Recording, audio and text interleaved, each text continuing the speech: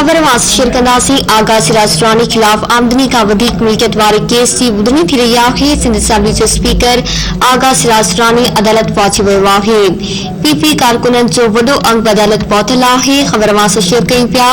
कराची में आगा सिराजरानी खिलाफ आमदनी का वधीक मिल्कियत वारे केस की ॿुधणी थी रही आहे। सिंध असेंबली जो स्पीकर आगा सिराजरानी अदालत पहुची वियो आहे। पीपी कारकुननि जो वॾो अंग अदालत पहुतल आहे। अवां खे आगाह कयूं पिया। ॿुधणी जे हवाले सां आगा सिराजरानी खिलाफ आमदनी का वधीक मिल्कियत वारे केस की ॿुधणी थी रही आहे। सिंध असेंबली जो स्पीकर आगा सिराजरानी अदालत में पहुची वियो आहे। पीपी कारकुननि जो वॾो अंग अदालत पहुतल आहे।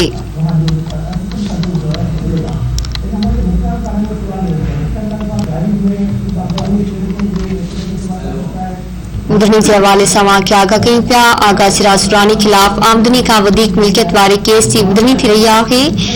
सिंध असेंबली जो स्पीकर आगा सिराजरानी अदालत पहुची वियो आहे। पीपी कारकुननि जो वॾो अंग अदालत पहुतल आहे।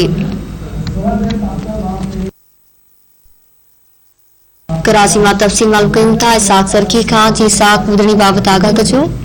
जी बिल्कुल देखो स्पीकर सिंध असेंबली आया सिराजरानी जो कुछ देर पहिरियों जेको अदालत पहुतो है ऐं ॿिया जेके जवाबदार हिन केस में उहे बि अदालत पहुता आहिनि। जॾहिं त स्पीकर सिंध असेंबली जो जेको इस्तक़बाल आहे उहो पीपी कारकुननि पारां कयो वियो आहे, जंहिंमें जियो भुटो जा नारा हया विया आहिनि ऐं स्पीकर सिंध असेंबली खे जेको आहे बख्तर में आंदो वियो आहे, जिते कुछ देर पहिरियों एहतिसाब अदालत पहुची चुको आहे। एहतिसाब अदालत जे अंदरि मौजूद आहे ऐं ॿुधायो वञे त जीअं आगा सिराज पहुतो त जेको कारकुननि जो वॾो अंग हुयो उहो आगा सिराज सां मिलण लाइ पहुची वियो, जिते आगा सिराज जीअं बख्तरबंद मां हेठि लथो त जेके बीठल कारकुन हुआ उन्हनि सां हथ मिलाए भाकुर पाए करे मिलियो आहे ऐं जेको आगा सिराजरानी सां गॾु ॿिया जवाबदार आहिनि उहे बि पहुता आहिनि। जॾहिं त जेको केस जी ॿुधणी आहे उहा कुझु देरि खां पोइ शुरू थी वेंदी। जी महिरबानी सां आगाह करण जे लाइ।